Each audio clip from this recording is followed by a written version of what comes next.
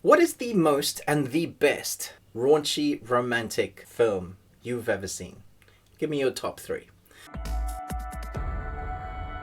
Welcome back to the Ruby Tuesday. My name's Ruben and I've been on holiday to Italy for a week, and you know what? I thought I was going to chuck on a film that could be this year's best film. Best acted, most interesting, really interesting formula story. But instead I watched this. Laura and Massimo are back and stronger than ever, but Massimo's family ties and mysterious man bidding for Laura's heart complicate the lovers' lives. So this is the sequel to 365 Days, and the first film, for some reason, took the world by storm and became really, really, really popular. So Netflix naturally bought the rights to it, and now the sequel is a Netflix film, original I guess, because they bought the rights to it, and here we are, 365 Days this day. Okay, let's do this. This film, without a doubt, is softcore porn. There is no way around it. It is also a number of MTV music videos. That's basically a film. Calling it a film is an insult to films. Even those erotic films back in the 90s, we had 9 Days or Basic Instincts and Body of Evidence, all of those kind of erotic films that actually had some subtlety and nuance, some actually decent acting.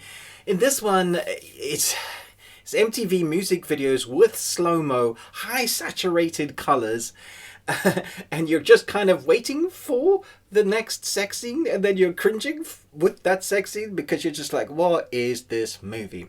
If you wanted to watch porn, you could go to the websites that hold those on the internet.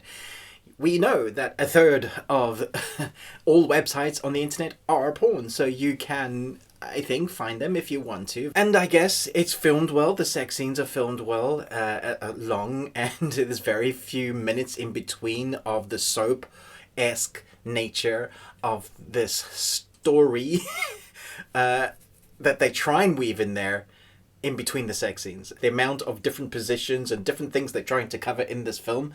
So if that's your cup of tea, then I think you're going to enjoy it. If you enjoyed the first one, I think you'll enjoy this one because they try and use all the tools of the trade. But standing here trying to come up with something good for the film, because I like to keep it balanced. So I can't say the acting's good, because seriously, there are some I was just like, you wouldn't get on EastEnders.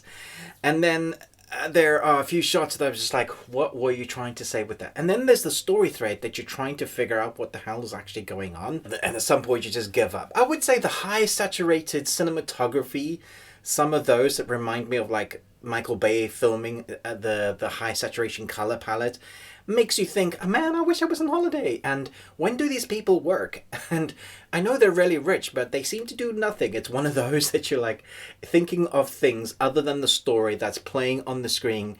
You're thinking about other things, about the world that's created. Very bored. So here I am. I'm watching films so that you don't have to. Don't waste your time on this unless you're looking for some sort of erotic movie to spice up your life, your love life, and this is like you and your partner are going to go into this going, yeah, we like our 50 Shades of Grey. I would say watch 50 Shades of Grey, or go and watch those original erotic ones, or just, put some Barry White on and put some candles on, and I think you can create the mood yourself without having to waste 2 hours of your life. It's not actually even 2 hours, it's an hour and 45 minutes long. And it only needed to be an hour long, because the stuff in between, if there was any sort of semblance of storyline and plot, and I am coming down hard in this, but honestly, I'd rather watch a terrible B movie like Sharknado 22 than this nonsense again. I let me know your thoughts. Maybe there are those that find this really interesting and has decent acting and good story, and you're just here for that. Great, but I honestly found, apart from some of the high saturated color palettes that make me think that maybe we might see a transformer pop up, that was all I could find. Even the looped audio score that they sometimes had to stretch out the sex scene, that it's just so obviously looped, made me cringe, and I was just like, oh my goodness. So if you were thinking maybe you were going to give this a go, you don't necessarily have to have watched the first one because most of the story doesn't really make sense. This is a trilogy and there's a third one coming. It is pretty raunchy, so if you're there for the sex, you're going to see a lot of that. I don't know how to rate this. I would rate this E for exempt or 1 Nicolas Cage out of 5. Maybe a half a Nicolas Cage out of 5. Thanks so much for watching, but most of all, until next time, remember, live long Tuesday.